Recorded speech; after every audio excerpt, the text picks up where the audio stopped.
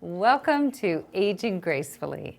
I want you to live a long, healthy life without regrets. And so today I have my friend George Kennedy here to help us live a life without regrets. In fact, George, you are an energy conservationist. I'm an energy conservationist. All right, so you're going to help us not throw our money away. That's me. That's my job.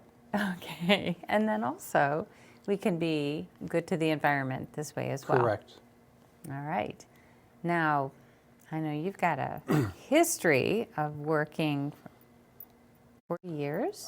Started a conservation company, an energy conservation company, 1980, so 40 years ago. All right. And we're still in business. All right. And having fun. And doing lots of conservation, much lighting. for Industrial, commercial, Okay. hospitals, nonprofits, schools. Okay. You're not B2C. You are a B2B B2B. customer. We are lucky to have you here. Thanks. So that we can learn a thing or two. And in our conversations, like some of the things that you told me were surprising, because I think I'm pretty savvy about this stuff, but you gave me some new things too. Good. So before we get started, I always ask my guests how old they are, so may I ask? You may. Okay. You want me to answer? I'm 72. All right. I'm a new 72. Just turned 72. So I am officially 72. And would you say you're semi-retired, or you I'm still working full-time? 3/4 Okay. But maybe and you enjoy take- it. So Yeah, you love what you do. All right. Well, let's get into Okay. what you do. We've got some tips for low cost, no cost conservation of energy at home, ways to save money and also help with the environment. correct. Can we start with? I think we should start at home. All right. So starting at home, It's wintertime, wintertime. furnace. so we have a furnace. One of the first things you can do is called night setback. Okay. I say night setback because I really only calculate this based on 8 hours a day. Turning your thermostat down. You can usually do that at night. If you're still working, you can do it during the day when you're at work. What the rule of thumb on that is, you'll save 1% of your bill for every degree you reduce your temperature. For an 8-hour period. For an 8-hour For that period, amount correct. of time. And it's healthier to sleep in a cool room, a True. cool environment. True. So this is good, And at it- least in the wintertime. Correct. And And- generally the bill, that will save you about $70 a year. Okay, If you good to know. do 7 degrees, $70. Okay. So what other things can we keep in mind then? Okay. Well, one of the most important things to do, in addition to that, is to make sure that your furnace is running efficiently. And the first thing on that list is to make sure that your filters are changed. If your filter isn't changed, you don't get the proper air circulation, or there's not enough air going across the coil in the filter, or in the furnace. And that will make it run inefficiently. If you change your filter every year, as opposed to running a dirty filter, you'll save about 7.5%, or again, $75. Wow, and that's a big difference. That's a big difference. And it's better for our health as well, because you want to be breathing Absolutely. clean air, for Sure. sure. So what about then in the summer? We don't want to keep turning down the temperature. Now we want to turn the temperature up on the thermostat. Right. You can do the same thing. Generally, your air conditioning bill runs about $110 a month. Average home. Average size home. And it maybe runs for 3 months a year. So if you set back, it's again the same formula. You'll save about 1% for every degree you turn it up. Okay. So you can do your own calculation there. Depends on how much you are comfortable turning it up or turning it down in the winter. And then is there a filter for the air And conditioning? the same filter issue. Your furnace, your air will still run through that filter, so you need to maintain that filter. But in addition to that, you have outside a coil, which remove the heat from your house. It'll basically pull the excess heat that you're trying to get rid of. If you remember, if you look at your house, you'll see a big square thing sitting next to it. That's the coil.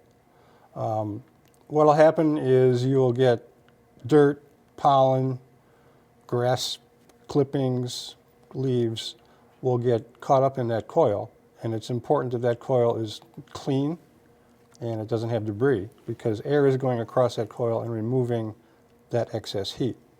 How often are we talking? You should clean that. Summer? You should clean that once a summer, before Okay. summer starts. And the way you do that, just take your hose and a spray nozzle, open the top, go inside and spray from the inside out. That's after you turn the power off. Oh, okay. Yeah. Important. Water, power, bad Yeah, idea. not good. And you should definitely use soft water. You can purchase a filter that will make it'll attach right to your hose, and it'll remove the calcium, magnesium that might be in the water, because we have hard water.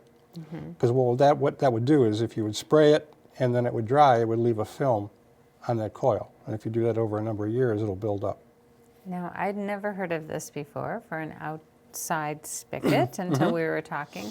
But you said that when you water your plants are really happy. They're as happy, well, happy, happy. Which makes sense because you're taking the chlorine out. You're taking the chlorine out, which basically bothers the bionome under the earth. The bacteria don't like chlorine. And your plants really, they work together. The bacteria, the plants, the whole bionome. Sure. Okay, that makes sense. So now we've got our furnace and our air conditioning appliances. Oh, another thing we should probably think about in terms of the furnace, if you have a fireplace, make sure that that flue is closed. Okay. Because, especially in the wintertime, that will be like an open window. Unless And- you're burning. Unless your fire is burning, correct? Right. So make sure you do that. And that really just adds ambiance to the Oh, home. it's an ambiance, sure thing. Right. It's so nice to sit by a fire, but it really is not energy efficient, right? Right. But if you leave the flue open all the time, it's just Sure, it's just warm it's air an going. open window. The other thing, we're trying to prevent air infiltration. okay. So one of the big, I guess, the holes in your home, your wall, Show me while are we're bringing are this these little up. people here, which is your electrical outlet, and a lot of air infiltrates right through these little holes. Okay. And you can buy one of these. It's a child-proofing device, Which which basically prevents children from getting their little fingers in many where of they us shouldn't be. might still have in the home for Yep. our children or That's right. grandchildren. And these might be 15 cents each. So you basically just plug it in, There we go. and you're kind of sealed. And I guess I've noticed before, if you put your hand there by the outlet, there is air You'll coming feel through. it. Sure. That I never thought about, There how you are. simple that is. Okay. As long as we're talking about air infiltration. Okay, now if you have a door that has an opening, not all doors do, but if it does have an opening, you can purchase one of these. An opening meaning you Underneath can it. feel the air coming through again. And this basically slides under the door, and you can see that these are flexible, and they'll basically help seal that door to the floor, Okay. and that'll prevent infiltration. Even if you have a screen door, I mean, not a screen door, a Slider? No. glass door, storm door. Okay, door. storm door. If you have a storm door, that will be getting cold air because it'll be transferring cold from outside, and it will be going down, and it would still be coming under your door. Okay. So this is a handy little device. Okay, that's great. That makes sense. All right, so then appliances. Appliances, you should really think about when you do laundry, do full loads of laundry. If you do full loads versus breaking it up 3 or 4 times a week, you can save, according to the EPA, about $45 a year. Make sure that you run full loads in your dishwasher. If you sense. do that, it saves you about $25 every year. And the newer appliances are so much more efficient. Correct. And we checked too, just to see whether hand washing or dishwasher washing, like how they compared, and we had found online about 3.5 times more water for hand washing. and you're using hot water. In this little part of our world, cold water costs us about a penny a gallon. Hot water costs us about 1.7 cents a gallon. Okay. So how about the refrigerator? That's a major consumer, right? It's one of your biggest consumers of electricity inside the house. The refrigerator is basically it's doing the same thing your air conditioning is doing. It's pulling heat from the inside of the refrigerator, taking it out through small pipes that are put into a coil form, and that's transferring heat out into the room.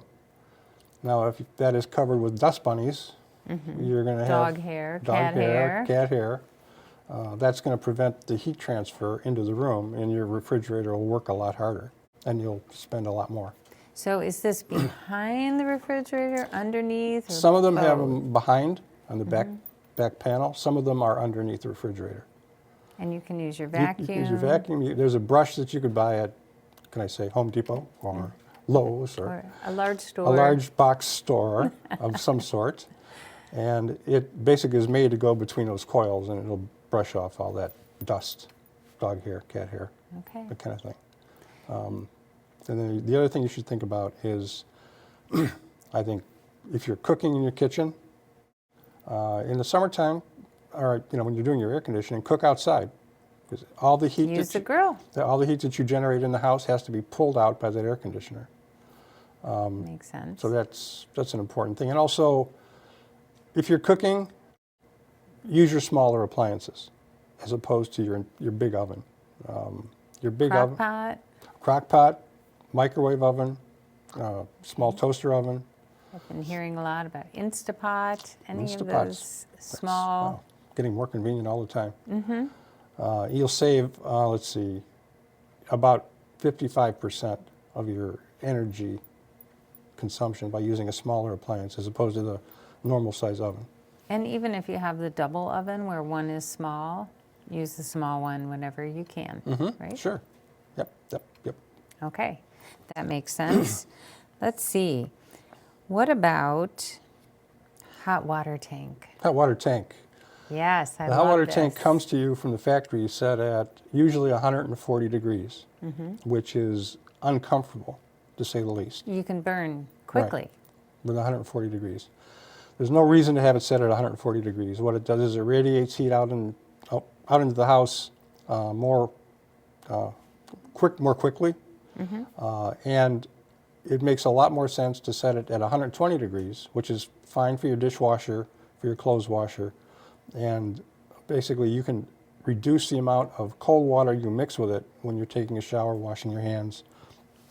You can almost just turn on the hot water, and that's the most efficient way to use your hot water tank. Plus, it'll last longer because it's not turning on as often. Okay, so when you were saying about the heat radiating into the house, that's because the pipes are super heated, well, that much more than if you were to lower Every it. time we go to wash our hands, usually you let it run for a minute until it gets warm. So you're filling up all your pipes with hot water, which is 20 degrees hotter than it needs to be. Okay, And that all will eventually get back down to room temperature.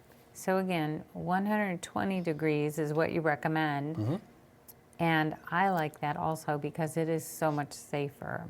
It's safer for the children in the house, but it's also safer for the older adults that have the thinner skin as well. So I think it's a big difference of maybe 5 minutes at 120 before you're actually scalded compared to 140 degrees where it's a matter of seconds. Yeah. Yes.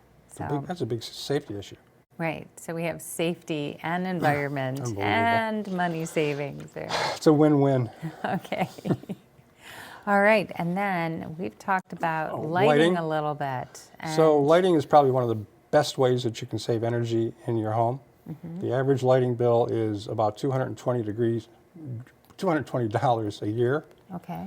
And everybody's heard about LEDs. The LED will provide you the same light level at about 13% of the cost, no, about 17% of the cost. Okay, but people like me sometimes still think LEDs are just those little tiny bulbs. Mm-hmm. But they are different now. They are. They're much better. And you don't have to change out your fixtures.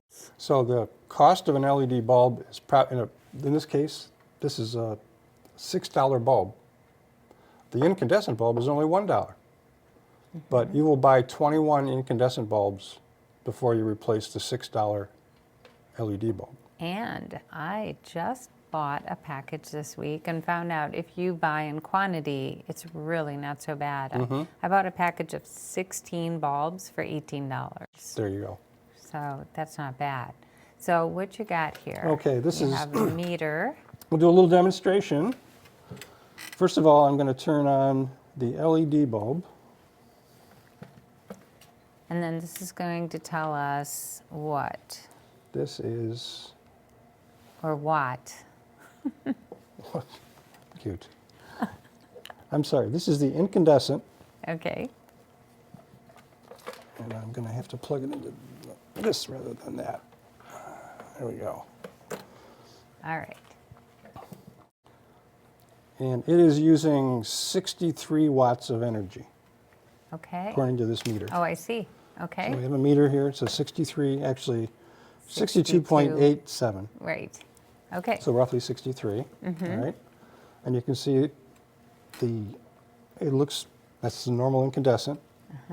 Now we'll have to try our LED. Which gets hot quickly, and Which that's you how cannot you touch. really know right away. This will run about 350 degrees. Wow. And the LED, Oh, I think I pulled the chain on it. oh, did you? Yeah. All right, let's try that. There you go. There we go. Well, these are both comparable in terms of light output. They're both 800 lumens. This is consuming 8.1 watts. So, We went from 63 watts to 8 watts. wow. Big, big difference. Plus, again, the life of these far exceeds the life of the incandescent. So that really is a huge cost savings. Oh, definitely. The other thing to think about, this is at 350 degrees. This is cold. It just looks terrible even to see your hand like I'm waiting for you to get burned. But it there's- never there's gets no hot. temperature. So Okay. this is 350 degrees. What do you think that does? Right. Increases your air conditioning bill. Oh, especially in the summer, Right. right. So Okay, well, we can Another unplug benefit. that or turn that off. Thank you. So there was one more thing that we were going to talk about with electricity, and that was what you call the parasitic load.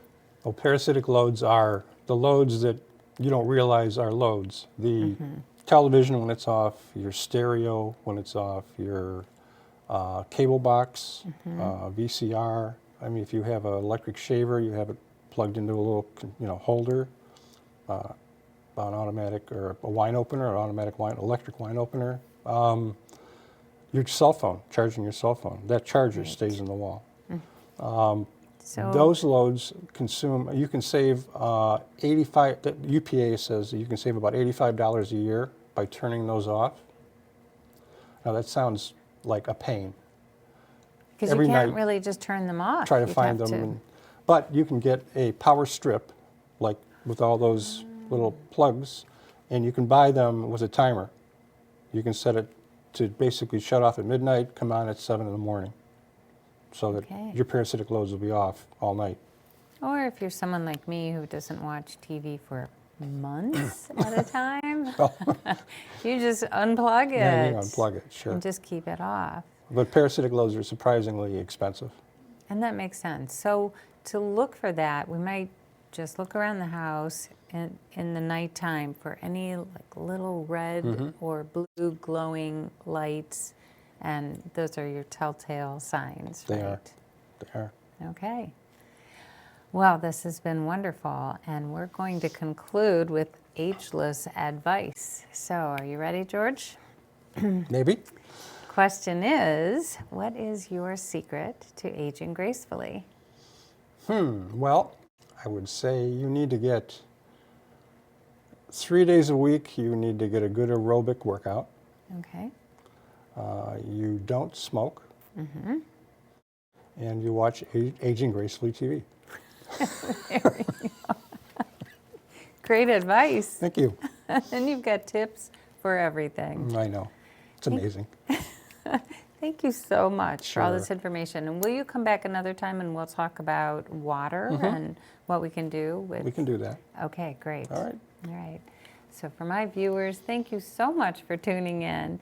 If you haven't been to my website yet or subscribed to the website, please do.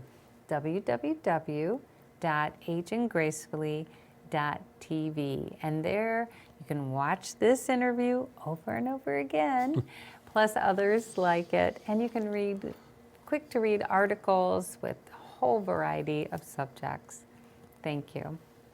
Thank you, George. Thank you.